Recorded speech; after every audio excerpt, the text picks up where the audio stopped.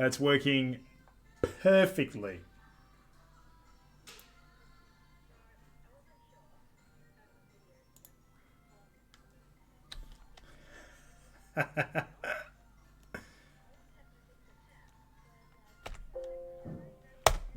Ah, Rocket.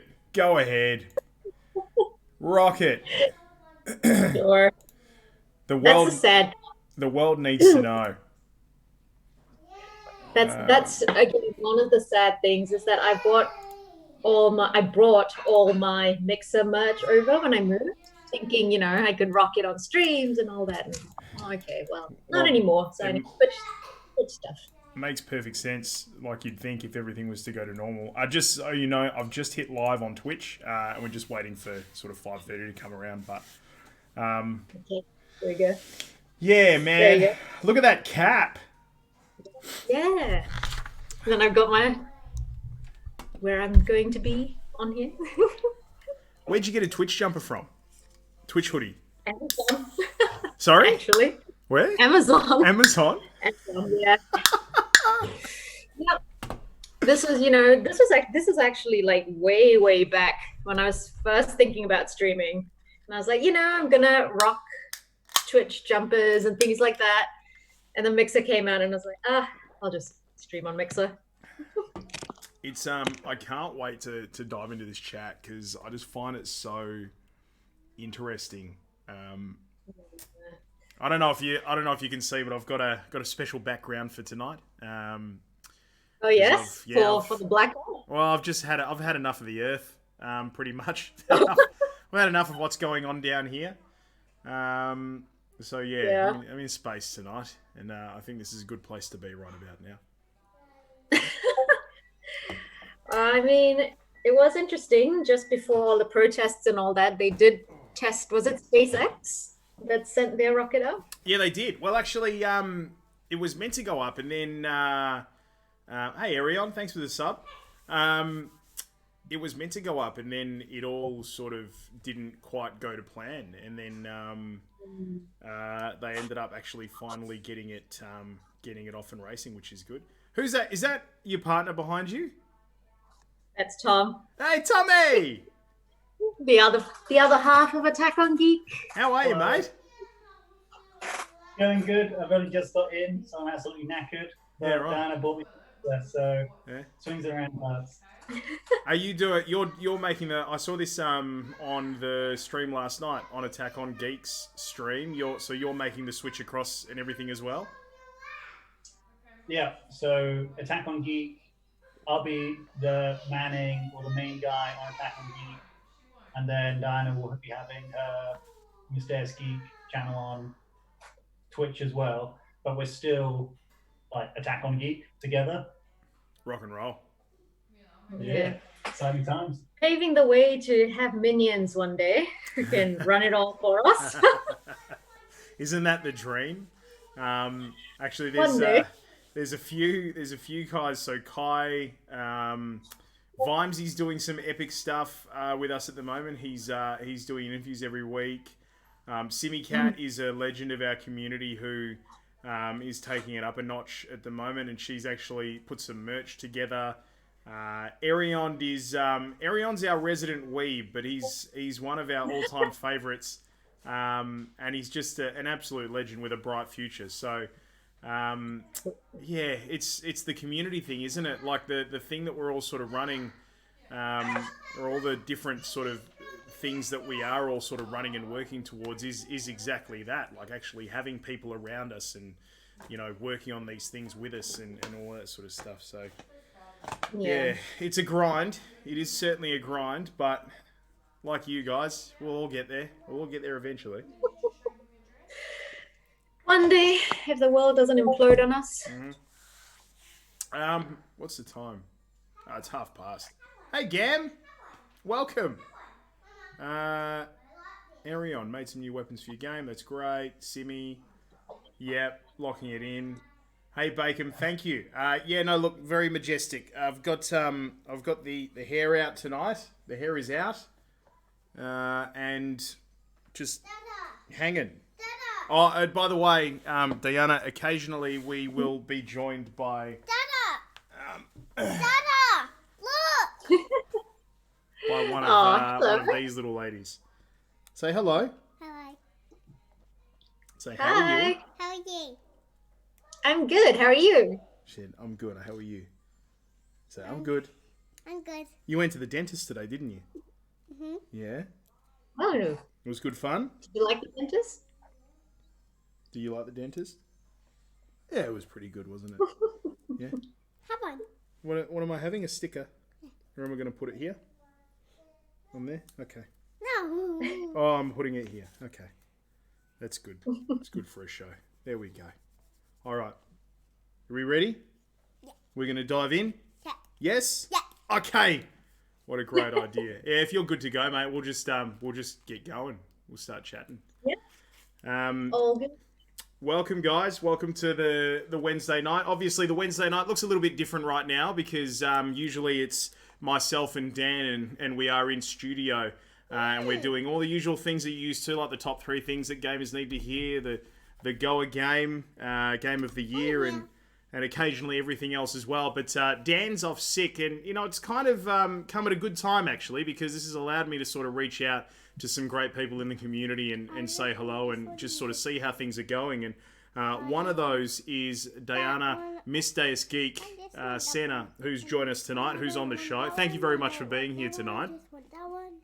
No worries. Thanks for having me. And the reason why you're with me tonight, and so graciously as well, given what's happened this week, is because you happen to have a long history with Mixer, which unfortunately we saw this past week, just all but disappear. So everybody who's watching this right now or listening to this on the podcast will absolutely 100% know exactly what it was that happened this week with Mixer, saying goodbye to the streaming industry and essentially handing itself and its community over to Facebook. But considering your long history with it, I was so happy to get you on tonight to have a chat, and thank you for your time with it. Can we go back to and basically the first time that you happened upon Mixer and how it came to be that you put together such a history with Mixer? Yeah, sure. I discovered Mixer actually through the Expert Zone program that I was streaming for. So around about 3 or 4 years ago, I was streaming for Microsoft essentially, and Microsoft had a division called Expert Zone, and they basically ran community play hosts with the Xbox New Zealand community. So when Mixer came about, or rather Beam back in the day, we transitioned Expert Zone from Twitch over to Beam. And that really was my first introduction to the platform, my first introduction to really everything, gaming, essentially. So, yeah, I mean, it was a long time ago now. Bean. Can you just tell me what Bean was? So you and I had a brief discussion today, and that was the first time you mentioned Bean to me. But I, up until this point, had never heard of Bean before. What was Bean?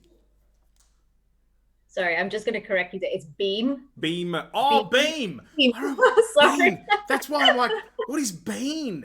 B-E-A-N, or is it B-E-E-N, or is it B-E-N-E, and it's just some crazy streaming platform? Now. Right, okay, Beam. Yes, I know what Beam was. All right. Yes. Between you and me, for people who didn't know what Beam was? Beam was essentially, like Twitch, a streaming platform.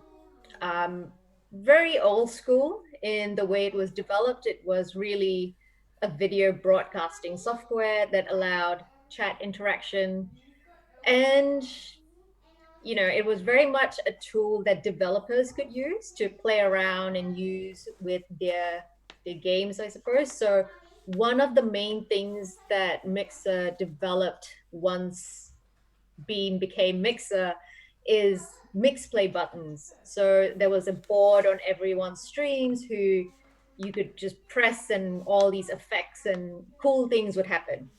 So Beam paved the way for that. Right. So when Beam came across to Mixer, and you went along with it, how, I suppose, How invested were you in the community at that particular time, or invested in the platform at that particular time when it first sort of kicked off? From a expert zone standpoint, 100%.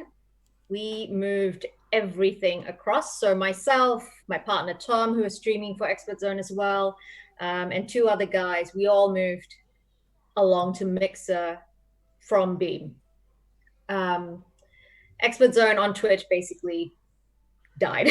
we sort of stopped streaming on Twitch effective immediately, mostly because Mixer was developing a way to stream directly from your Xbox console without having to go through a third-party app the way it used to work with Twitch.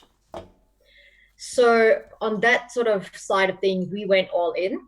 But personally, when I started streaming for Attack on Geek, I did a bit of everything through Restream. So I was streaming on Beam/Mixer, Twitch, as well as YouTube. So I was trying things out on a personal level. Yeah, right. I suppose for people listening to this or watching this right now on Twitch, it'd be a good idea for them to connect the dots as well with Attack on Geek. So exactly what is Attack on Geek for people who don't quite know? Well, I like to think of it as it was a Kiwi community hub for everyone who enjoyed pop culture, anyone who enjoyed what I enjoy, which is all things geekdom and nerd. We started off with movie reviews, went into comic book reviews, went into just basically my opinions on all things geek. And by chance, people agreed with me and came along and shared their opinions, which was great. Essentially it's a community hub that really wants to foster engagement with everyone else who shares in the same passions. It's about welcoming everyone regardless of level of experience, and just having fun in a world of all things geek and pop culture. And correct me if I'm wrong, but Attack on Geek is a bit of a play on Attack on Titan, which is a favourite of yours. Yep. So I'm an absolute weeb. I might not look it, but I am. I mean, all around me, I have collectibles of My Hero Academia. So that says something. I'm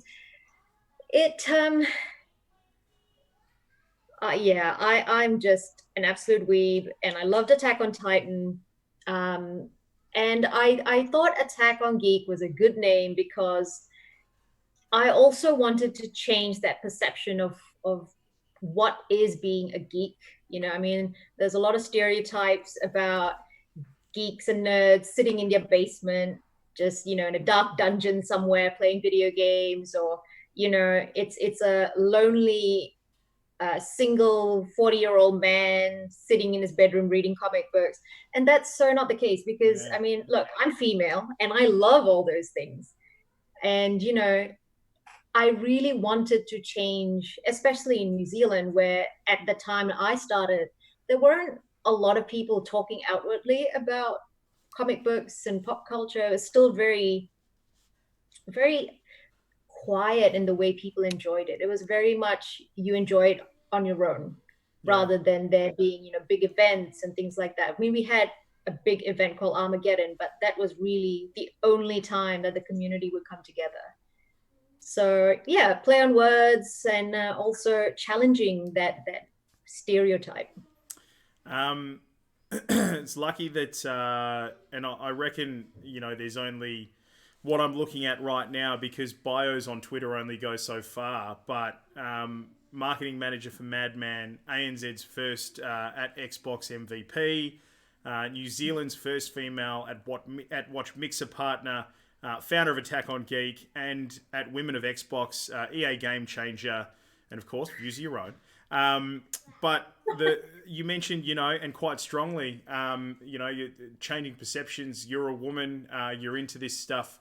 One of the things that we're trying incredibly hard to blaze a trail at Goa is really sort of getting out there and stamping women in gaming as an authority. And the reason being is because, you just a moment ago you met who I reckon will be a future gamer and pop culture fanatic.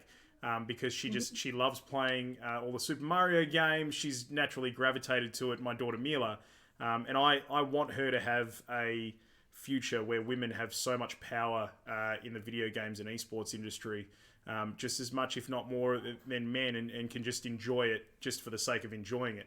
Not because they feel like they're still at a stage where they have to blaze a trail. So the stuff that you're doing there is great. Can you tell me about Women of Xbox? Is it something that you in particular founded? What is it? So it's basically a community of female Xbox gamers all over the world.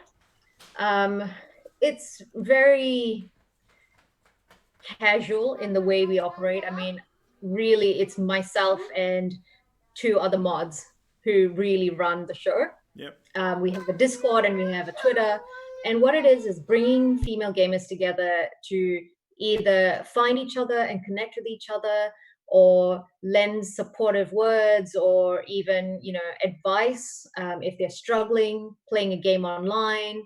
I mean, I'm not sure if it's common knowledge, but a lot of females out there actually change their names, whether it's gamer tags or even changing their voices, using voice changes to mask that they're females, because of the fact that they get a lot of verbal abuse when playing with others online. So I really set that up as a place that, we could all come together and sort of share and be, I guess, connected to one another and know that we're not alone out there. We're actually seeing something sort of abound in the community at the moment with regards to multiple versions of abuse when it comes to not just online, but actually in sort of in the workplace, in software development, in AAA game studios. I don't know if you've been keeping track of sort of what we've been seeing over the past couple of days, but it's incredible what has come out in the last 24 hours. And I've just seen, I think you've seen this, the hashtag Twitch blackout, which will go live tomorrow, encouraging people to black out their streams and basically go quiet so they can give a bigger voice to victims of abuse and stuff like that. Have you seen any of that stuff over the last 24 hours? Yeah, I live on social media, so I've seen so much and read so much. It's horrific, and I'm so horrified of the fact that so many people out there have had to suffer this abuse, and it just baffles my mind. I mean, we're in a space where we're supposed to just be enjoying ourselves, and it's I mean, gaming is a pastime where you kind of leave the real world out in the real world. You don't want to have to come into a space and be threatened or feel unsafe and uncomfortable. You just want to chill out and be with your friends. But unfortunately, that's not the case. You make such a good point. Video games at its heart are just meant to be just an entertaining pastime, just something where you're hanging out with your mates and enjoying somebody's creativity that you'll never meet them or anything like that, but here you are, however many miles away, enjoying what it is that they've built, and it's just meant to be a bit of fun, and yet here we are. Just it seems like day after day, hours, minutes, every single time one of those ticks by, we're seeing something new emerge in the industry that's just taking it to a sort of a dark level. And I suppose, that's part of the much bigger chat, but one of the things that, in particular we wanted to talk about tonight was, of course, Mixer. Here we are on Twitch right now having this conversation, and Goa's been a Twitch native. It's where Goa started, and it's, I guess, the reason why we sort of started on Twitch back in the day was because it was the thing to do. If you're going to stream, you're going to be on Twitch over here. You know what I mean? So that's how sort of we found our way onto this platform. But New Zealand's first female watch mixer partner. How did that come about? Well, Mixer being so new at the time, there wasn't any partners active on Mixer when I was pushing to become a partner. There had been someone who was partnered on the channel. I don't know if you know Easty Meets Westy. He's a Kiwi bloke who was partnered on there but moved to Twitch at the time. So I saw that as an opportunity to basically put Mixer on the New Zealand map as a viable alternative to Twitch. Saying that now is quite funny. It's good that you can laugh about it. It is good that you can laugh about it. It's good. I mean, it is what it is, and you know, like it's happened. There's nothing I can do to change that, unfortunately. But at the time, 2 years ago, it was a opportunity to build something new, and to have Kiwis have the choice of where to stream.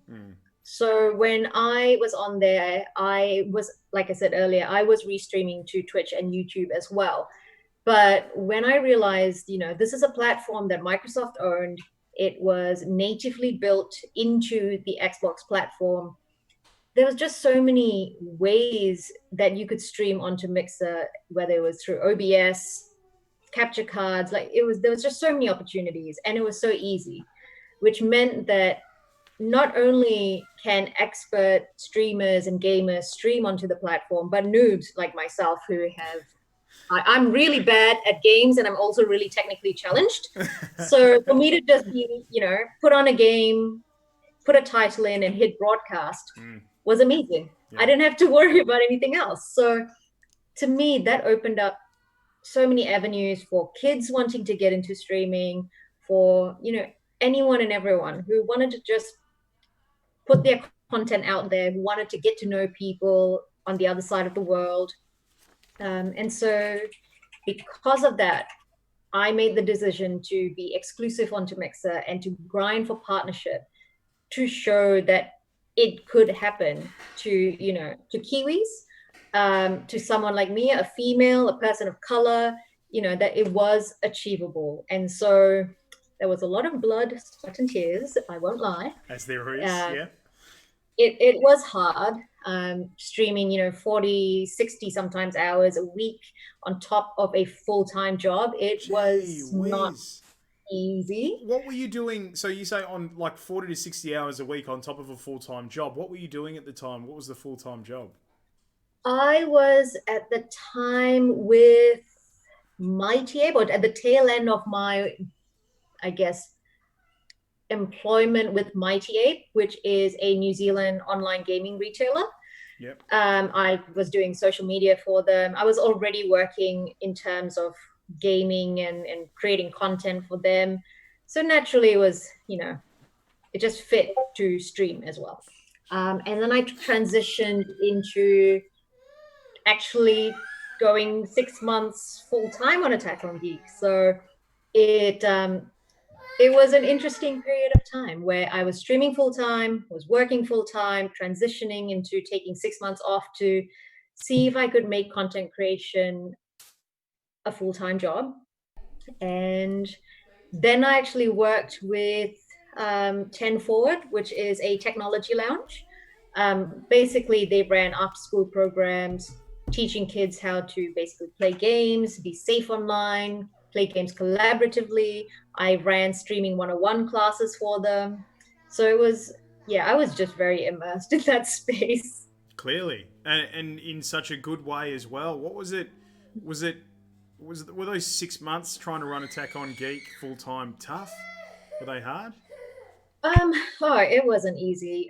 You would think that because you don't have that full-time job to worry about, that you'd have more time. There was never enough time. It was a case of, you know, I was running the website as well and doing all of this on my own, which sometimes I think back and I don't know how I did it, but I did it. Yeah, it wasn't easy, you know, trying to find content, trying to plan out content calendars, working with PR and marketing agencies, working with in-house PR and marketing agency people at the gaming industry, just hustling, really. How did you find hustling? at the moment, and I think it's I think no matter what happens in your career, if you're running a games news media site, or generally anything to do with games and esports in Australia and New Zealand's current life cycle or stage of maturity in the industry, you're forever hustling. How did you find hustling? How many times were you knocking on doors only to be turned away? And how many no's did you take before you got a yes? I had a lot of no's, Yeah. a lot of no's, and then I turned into a lot of yeses. So it's all trial and error. It's a lot of relationship building. It's a lot more a long-term game rather than a short-term game. A lot of people come to me and they ask me, "Oh, how did you do it? How do you, get all these products and things?" And honestly, it's because I just put myself out there, regardless of the rejections, over and over and over again, until someone just went, "Hey, this person might be good for this activation or this product." And yeah, it's really about not taking no for an answer, but also learning from the no's and changing your strategy.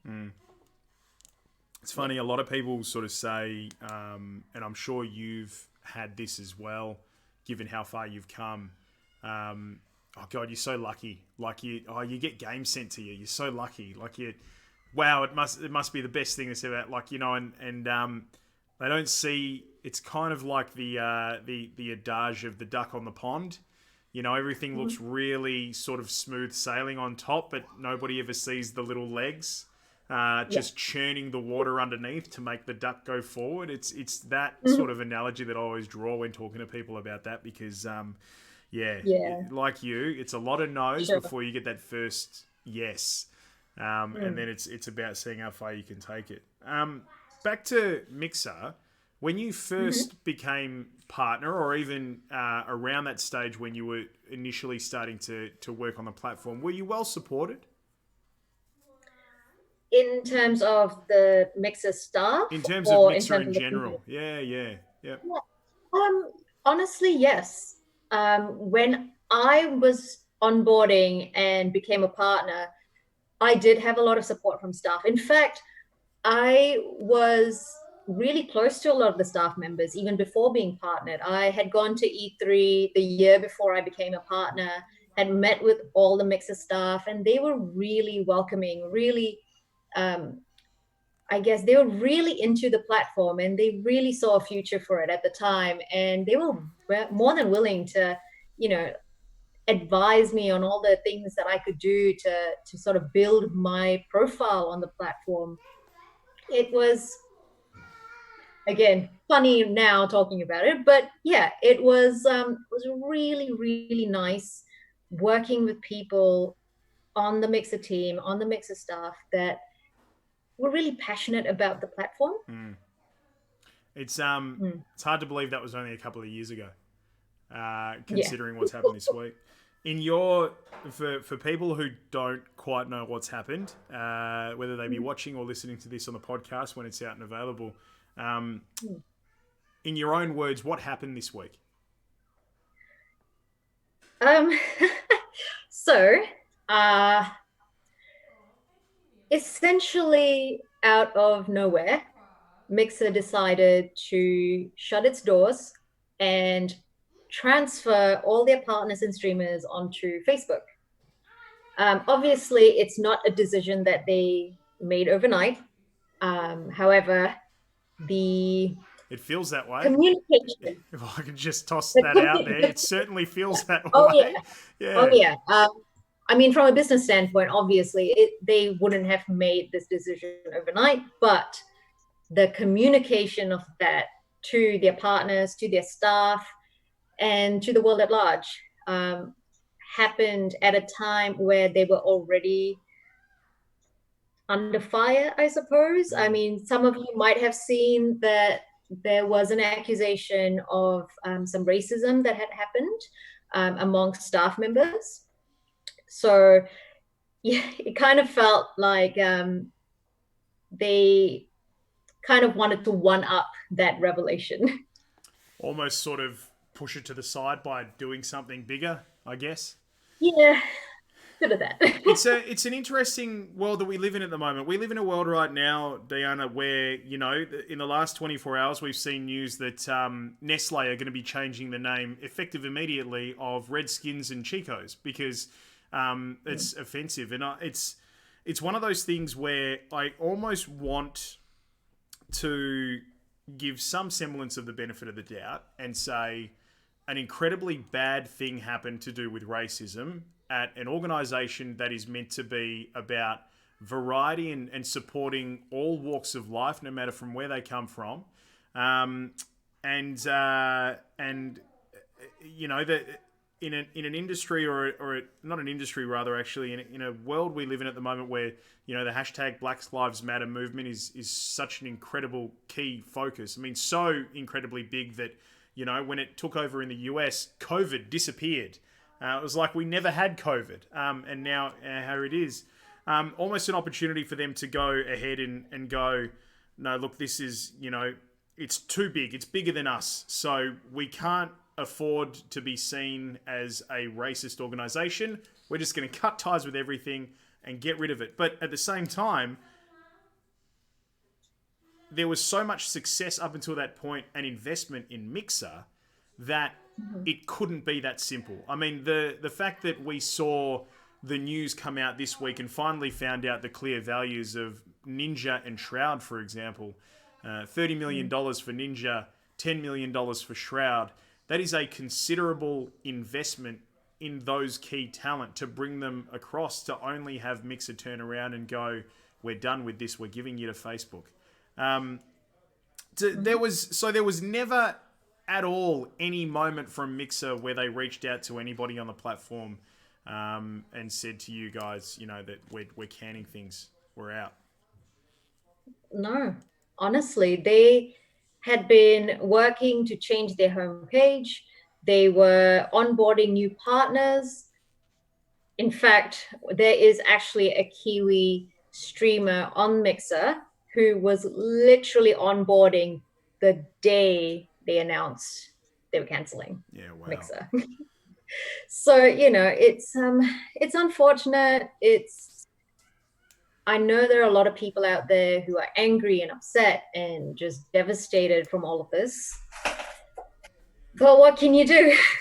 Well, my next question was going to be, how are you? I mean, you're someone who can lay claim to some incredible accolades when it comes to gaming in general, but also, with being a key breakout figure on a platform like Mixer as it was really starting to come to life and take shape. Like, how are you going? Honestly, I don't really know how to explain how I'm feeling. It's a mix of every emotion possible. I mean, we spoke a little earlier where I said that it kind of feels like I adopted a child, an infant, and raised it.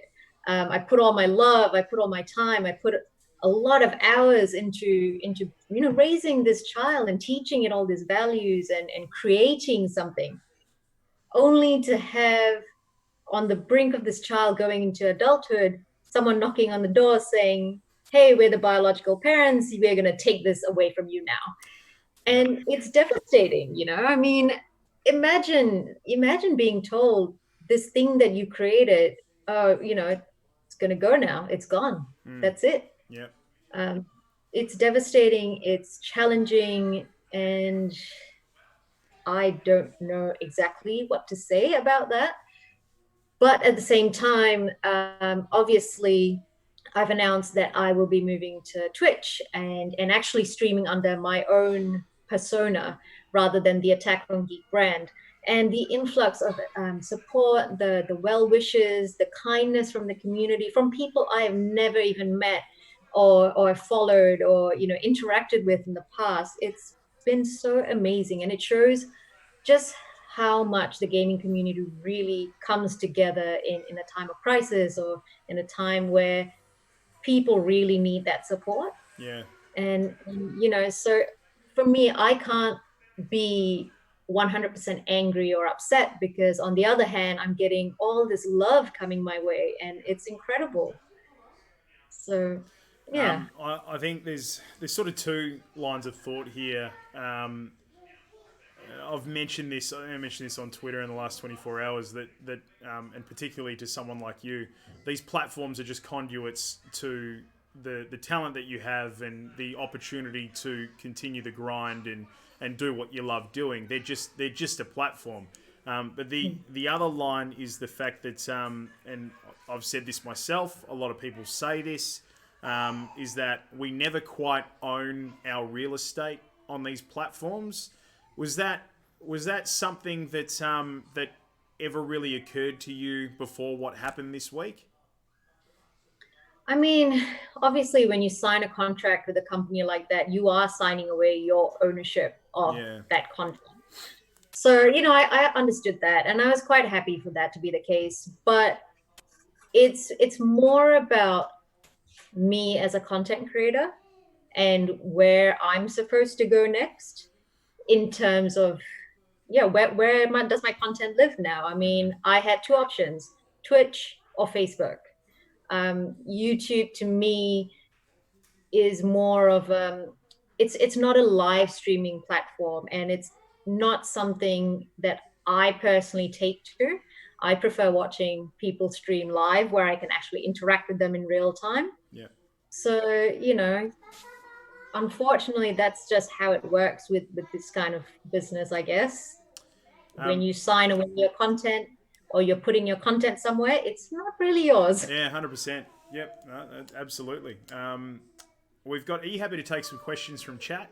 We've got people asking heaps of questions. So, for sure. You mentioned just then tossing up between sort of Twitch and Facebook and YouTube.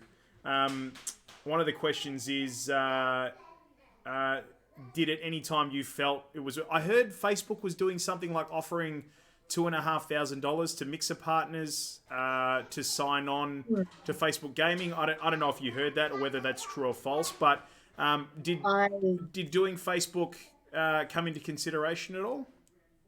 I mean, in my very interesting email from Mixer where they said they were shutting down, they did say that, we were going to be transferred over to Facebook and we would be instantly partnered should we choose to move over to that platform. However, there were going to be steps and a lot of work involved with, signing up to Facebook, creating a page, onboarding, all that basic things that you need to do when you're onboarding as a partner. Yeah. I didn't really get approached by anyone else, really. And to be very honest with you, Facebook is a great platform, but Twitch is established. And after being through one new platform that was trying to be a viable competitor and being, treated as such, do I really want to go through the same thing with another platform that isn't established? So it's one of the reasons that I have decided to just go to Twitch. Has Twitch reached out to Mixer partners in any way, shape, or form, or at least more well-known ones? Have you heard from anybody in the local Twitch community, like actually the Twitch organisation, the representative here in Australia and New Zealand, at all about getting an instant partner transfer across to this platform? Not that I've heard of, and I don't think anyone else has been contacted. Not here in Australia and New Zealand anyway. There was a public statement welcoming Mixer partners over. What that means, I don't know. No doubt if there have been conversations, they've all been in private and we're not privy to that.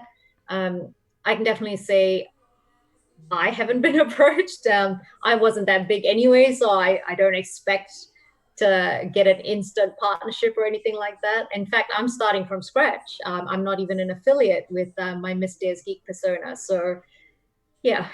How does it feel? This was another question. How does it feel to have to start from scratch? Scary and exciting. I mean, obviously, I put in nearly 4 years of work building up to about 10,000 followers. So to start from zero is really nerve-wracking. It also makes me wonder how much time and energy I have to put into rebuilding all of that again. I mean, I don't think I have it in me. I'm turning 30 next month. I don't think I have it in me to stream 60 Congratulations. hour weeks. Well, thank you. Yeah, 60 plus hour weeks. I can't do that anymore. Yeah, I mean, I can't yeah. even stay up past 10. So That doesn't, just so you know, as a 35-year-old with a couple of kids, that doesn't get any easier. I'm telling you now. no, I expected as much, which is, you know, that's another reason why the mixer move has been a bit of a blow. However, in saying that, it's also very exciting because I get to start from scratch. I get to decide what I want to do. I can be completely different. I can really do whatever I want now. So it's kind of nice. What else have we got here? Infernox says it would be incredibly deflating and devastating, been through the grind and the growth. However, not often you get an opportunity to start again, which you've just touched on.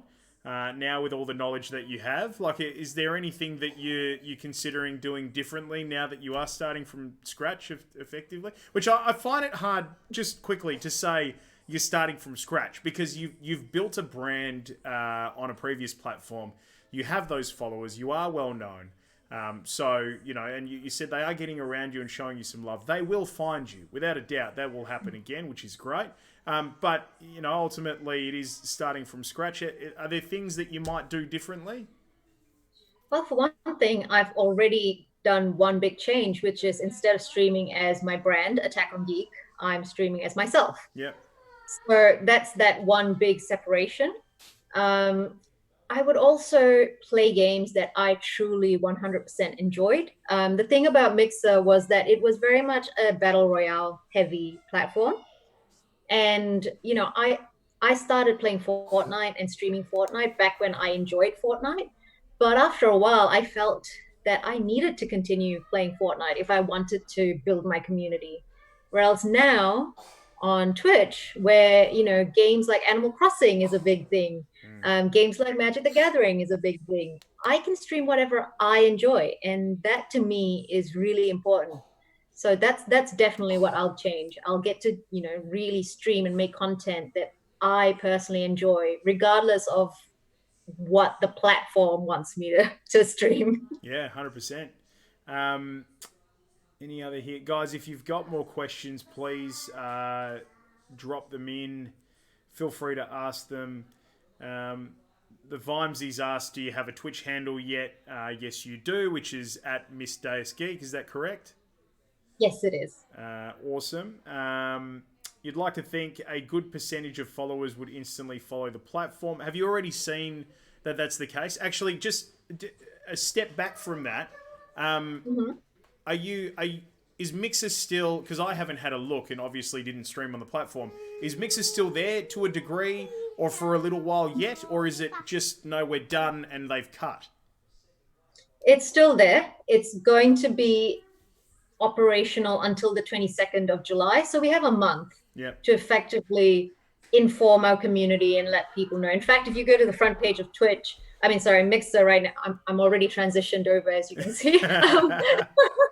If you go into Mixer right now, almost everyone's got, you know, their moving to Twitch banner playing 24/7. So yeah, I mean, people are starting to make their move. You were obviously around on Mixer when Ninja made the move. Was it communicated to you guys that Ninja was going to make the move, and regardless of whether it was or not, did you notice a considerable uptick in, I guess, viewership over that time? Like, do you feel it worked? So no, we did not know. We, again, just like this announcement, we found out when everyone else did. I think that's just how Mixer operates. And yes, there was a huge growth when Ninja first moved over. In fact, so many partners actually grew because Ninja moved over. He brought along a lot of people, And he actually went in and started hosting a lot of other partners on Mixer as well. And so that really helped a great deal. Dada, Yes, honey. I want Nastia. You want nastier. Okay. Can I get nastier is Nastier is one of their favorite YouTube channels. So Oh, yes, honey. Oh, actually, this is my other daughter. Right here. Say hello. Hello. Say hi. Hi. Okay. Hey, he's hon. adorable. Hon. Babe. Liz. Where's mummy? Sorry. Just give me a moment. Where's All Mum? good. You want Nastia? Can I finish this interview and then I'll put Nastia on? No. Oh, okay. Fine. Clearly the dentist didn't do his job well enough. There we go. Hey, Mama. Can I pass you the children? Sorry. That's okay. Thank you. Come on, Mealy Moo. Sorry, one moment. That's all good.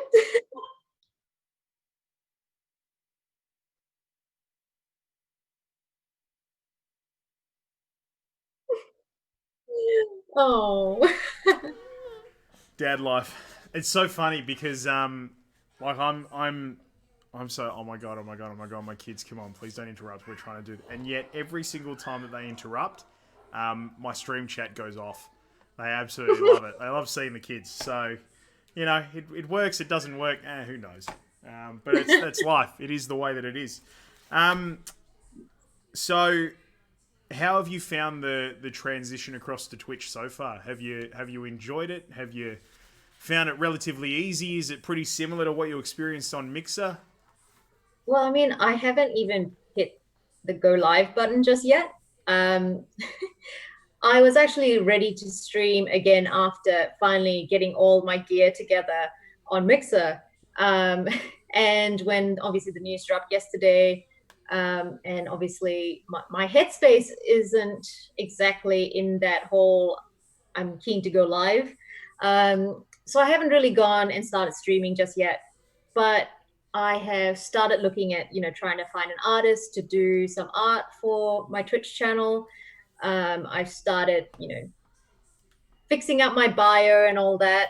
And I've found it interesting in the way that obviously with Mixer, the way the channel description works, the way everything is laid out is very much it's very simple, and to me it's a lot nicer. um, it's I mean, if you guys go and look at Mixer and you look at a streamer's channel description, it's really well laid out. It actually looks nice. Whereas on Twitch, it's all panel based, and there's a lot of text. It's a lot of a lot of white space. So visually, I personally am still coming to grips with it.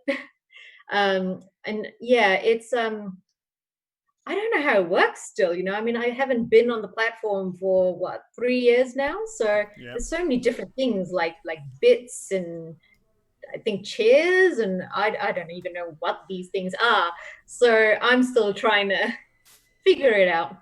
You'll get there, no doubt. In time and very, very quickly as well, you'll get there. Hello, useless_gamer02. Welcome.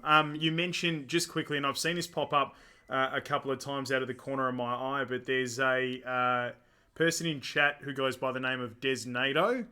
Oh, yeah. And he said he's more than happy to help you out with regards to things like graphics and stuff like that. So, sounds familiar, this Desnado. yeah, I wonder who it could be. Yeah. Reveal yourself, Desnado. Reveal yourself, please. Hey, this has been such an incredible chat. I've really appreciated your time, your openness, your honesty, particularly knowing that it has been a really tough week for you. But no doubt that a lot of people who get to watch this and listen to this who are coming from Mixer and have gone through the same thing will take a lot of solace in the fact that the future is very bright. There is one thing I'll tell you, and this harkens back to that metaphor that you used a little while ago about attributing Mixer to like that child that you loved and you cared for, and you put so much effort in, only for the biological parents, to rock up and go, it's time for us to have him back. I've got 2 kids. Okay. Yeah. Yeah. Okay. I'll give you Nastia, whatever it's called.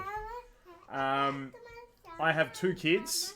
One you can hear now, and the other one who is 2 years younger.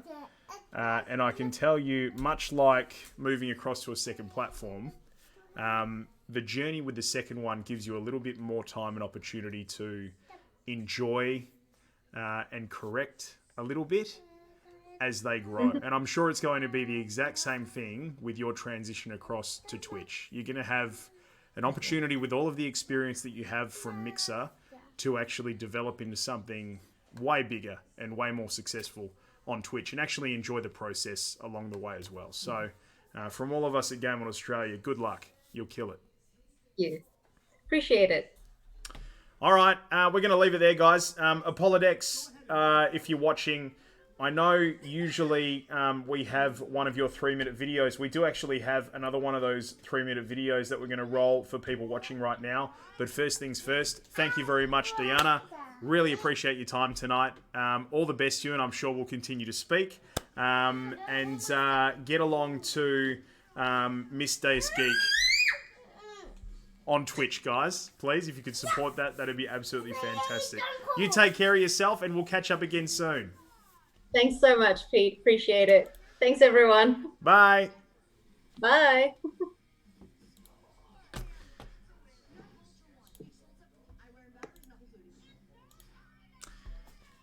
All right, you two. You good? I'm not done yet. I'm not done yet.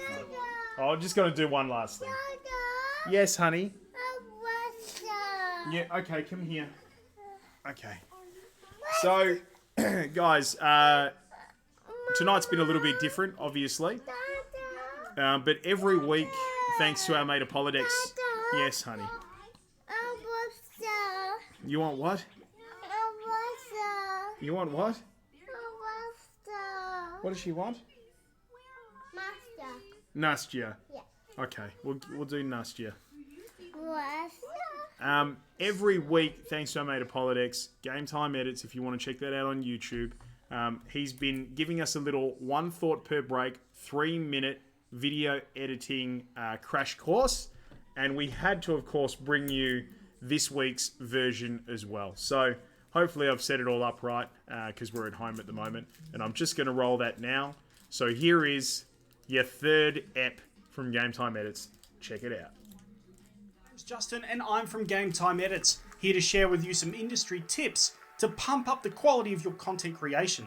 Today's video is all about this and this. That's right, it's vignettes. Vignettes are often used to make your video a little bit more theatrical, a change of mood or a cinematic feel that would be perfect for your videos. I'm going to show you in Premiere Pro how to create your own custom-made vignettes and show you the best time to use them and when not to use them. Don't forget to like this video and subscribe to Game Time Edits. Jump in with me now, let's go. If all you are after is a quick and basic way of applying a vignette to your clips, select the Lumetri color drop-down and scroll to vignettes at the bottom. This will let you adjust the amount, midpoint, roundness and feather of your vignette, which is all really anyone needs. But if you are like me and desire more control of your vignettes, I recommend following the next part of this Game Time Edits tutorial.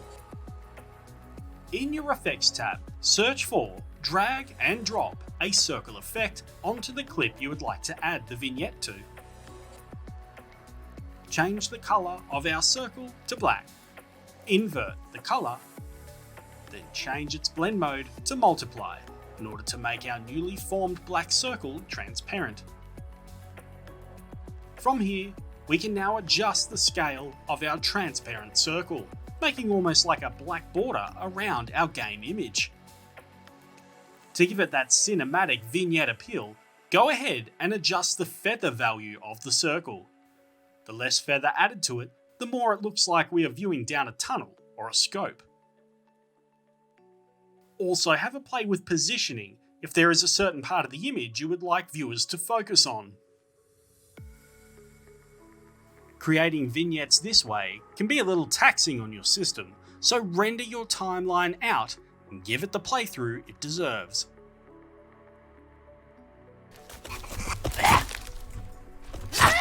Vignettes work a great deal better when used on lighter or daytime images. Here inside a cave, you can barely notice the vignette, so unless you want to change the colour of it to something lighter, or another colour altogether, the stock standard black coloured vignette really doesn't work here. If your edit is finished and you want to add a vignette to your entire timeline, you can create an adjustment layer, rather than repeating the process over and over. This adjustment layer needs to sit on a video track above the rest of your clips, and will require a full render in order to play back smoothly. Over in Sony Vegas, head to the Video Effects tab and scroll down to the bottom for vignettes. Applying it to your clips will open up the vignette control pane, allowing you to customize the look and feel of your vignette. And as always, head over to YouTube and subscribe to Game Time Edits. Now it's back to the boys at Game on Oz.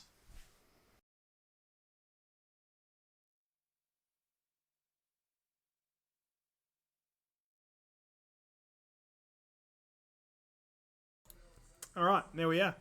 All right, guys, that'll do it for tonight. Thanks again. Bloody great to see all the support in chat for Deanna. Check out Attack on Geek as well. And don't forget to tune in for next week's episode of the Goal Weekly Show. We'll be back to normal with myself and Dan in studio. By the way, tomorrow, very exciting stuff happening. Starlight's Stream Raiser is a mammoth event raising funds for children, obviously sick kids, through the Starlight Foundation. Dada, Yes, honey. I want that one. Okay, just a moment, please. Let me finish here. Look, Yep, I can see that. can you get it? I can get it after. I'm just going to finish this. No, I'm just going to finish this. No. I need to finish this. I need to absolutely finish it. I'll finish this, and then I'll be with you. I'll finish this, and then I'll be with you. No. Okay. Get that. No, I will get it after. No. Yes. No. Isn't it past your bedtime? No. When did you turn 19? Killing me. Turn 19. No, you didn't turn 19, did you? You turned 4. Just really quickly, guys. Tomorrow, if you check out the Starlight Stream Raiser stuff on Google, but if you go to the official Stream Raiser channel on Twitch or YouTube, any number of the platforms, obviously not Mixer, I will be going one-on-one with Pestily tomorrow. So we'll be doing a 5-minute catch-up as part of Stream Raiser. Myself and Pestily having a good old yarn about raising money for sick kids. It's going to be happening at 5:30 Australian Western Standard Time, 7:30 in the East, obviously. Check out Stream Raiser for all the details. Okay. What do we got here? Hey, Pete, enjoy it while it's still cute. It ain't so much when they turn 22. Such is my burden. Thanks, man. That's really something I'm looking forward to. And even more so now. So I appreciate it. ASMR? Hi, everybody. So great to have you here tonight. But I've got to go. I have some random thing to get done on YouTube for my daughter, who's only 4, but acts like she's 22. You right? Alright. It's been wonderful. I gotta go. I'm tired. Yeah, clean shave Pete is sharp and scary. Good night, guys. Thanks for watching.